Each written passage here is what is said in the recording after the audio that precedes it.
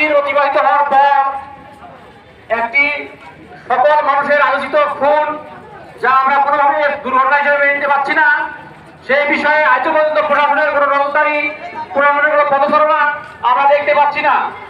আমরা প্রশাসনকে হুঁশিয়ার করে দিতে চাই, দাঁড়িয়াপুরবাসীর এই ভদ্রতাকে সুযোগ হিসেবে গ্রহণ করবেন না। সুযোগ হিসেবে গ্রহণ না করে অতি দ্রুত সর্বোচ্চ দ্রুততম সময়ে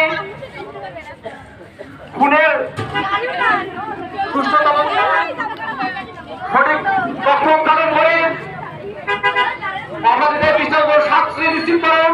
তা না হলে বারবার কথা আসলে আমরা অতি দ্রুত সময়ে আগামী স্বল্প সময়ের মধ্যে ডিসি অফিস, এসপি অফিস, থানা সহ ঘেরাও করে আমরা আমাদের দাবি আমরা আদায় করে ছাড়বো। এই সকলকে স্বতঃস্ফূর্তভাবে অংশগ্রহণ করার জন্য ধন্যবাদ জানিয়ে এবং আগামী দিনে সকল প্রোগ্রামে সবাইকে যত সময় উপস্থিত থেকে আমাদের সামনে সহযোগিতা করার জন্য আহ্বান রেখে সকলের সুস্বাস্থ্য কামনা করে সকলকে ধন্যবাদ জানিয়ে আমি আমার সংক্ষিপ্ত কথা এখানেই শেষ করছি। আসসালামু আলাইকুম ওয়া রাহমাতুল্লাহি ওয়া বারাকাতুহু। এবারে আপনাদের সামনে সংক্ষিপ্ত আলোচনা করছেন দাঁড়িয়াপুর আমলিল্লাহ উচ্চ বিদ্যালয়ের পরিচালনা পর্ষদের অন্যতম সদস্য মোহাম্মদ তৌহিদুল হাসান স্বপন। মোহাম্মদ তৌহিদুল হাসান স্বপন।